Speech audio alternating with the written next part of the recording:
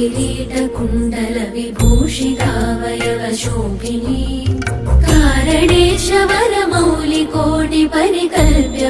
कारणेशवरमौलिकोटिपरिकल्प्यमानपदपीठिका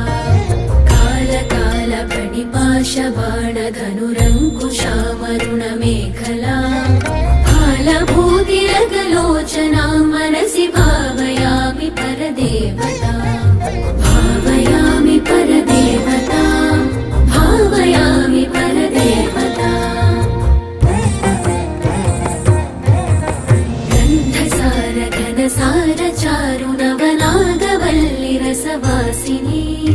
साध्यराग मधुराधराभरण सुन्दरानन शुचिस्मिता मन्थरायत विलोचना ममल बालचन्द्रकृतशेखरी इन्दिरारम